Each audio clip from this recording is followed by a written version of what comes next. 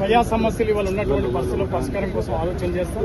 ఆ రకంగానే దీన్ని ఆలోచన చేస్తాం తప్ప ఇది కమ్యూనిస్ట్ పార్టీ ఉద్యమపరంగా మరి పార్టీకి వచ్చిన దాన్ని మేము వేరే రకంగా భావించాం. మండలిలో ఎలాంటి అంశాలు ప్రస్తావించనున్నారు? ముఖ్యంగా రైతాంగం, కార్మికులు, నిరుద్యోగ యువకులు, మరి రాష్ట్ర ప్రభుత్వం ఇచ్చినటువంటి హామీల పరిష్కారాన్ని కూడా ఆలోచన చేయమని ప్రభుత్వాన్ని ఆలోచన చేస్తాం. సో తీవ్ర పోటీలో మీ యొక్క పేరు వచ్చింది. నిన్న కార్యవర్గ సమావేశంలో కూడా పెద్ద ఎత్తున పోటీ, చాడ గారు కానీ పల్ల గారు చాలా మంది.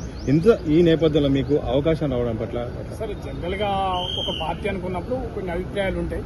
సరే, ఆ అభిప్రాయాలు వాళ్ళు కూడా చెప్తారు. అయినా కూడా ఏకాభిప్రాయంతోనే నేను అభ్యర్థిగా ఏకాభిప్రాయంతోనే అభ్యర్థిగా జరిగింది. సో మిత్రపక్షంగా కొన్ని సమస్యలు ప్రభుత్వంపై వస్తుంటే మీరు మాత్రం ఎంతసేపు పొత్తు గురించి మాట్లాడుతూ సమస్యలు ఉన్నప్పుడు కాంగ్రెస్ పార్టీకి అండగా ఉండే ప్రయత్నం అయితే చేస్తారా? అట్లా లేదు, మేము ప్రజల పక్షంగా నిలబడతాం, దీన్ని సూచన చేస్తాం. సరే, మిత్రపక్షం ఉన్న కాంగ్రెస్ పార్టీకి సూచన చేసి ప్రజలకు ఇచ్చిన వాగ్దానాలు అమలు చేయాలని మరి ఆ రకంగా సూచన చేయడం జరుగుతుంది. అవసరం అనుకుంటే ప్రభుత్వం ఆ రకంగా ముందుగా వివరించకూడదని మేము భావిస్తాం.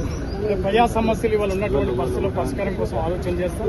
ఆ రకంగానే దీన్ని ఆలోచన చేస్తాం తప్ప ఇది కమ్యూనిస్ట్ పార్టీ ఉద్యమపరంగా మరి పార్టీకి వచ్చిన దాన్ని మేము వేరే రకంగా భావించాం. మండలిలో ఎలాంటి అంశాలు ప్రస్తావించనున్నారు? ముఖ్యంగా రైతాంగం, కార్మికులు, నిరుద్యోగ యువకులు, మరి రాష్ట్ర ప్రభుత్వం ఇచ్చినటువంటి హామీల పరిష్కారాన్ని కూడా ఆలోచన చేయమని ప్రభుత్వాన్ని ఆలోచన చేస్తాం. సో తీవ్ర పోటీలో మీ యొక్క పేరు వచ్చింది. నిన్న కార్యవర్గ సమావేశంలో కూడా పెద్ద ఎత్తున పోటీ, చాడ గారు కానీ పల్ల గారు చాలా మంది.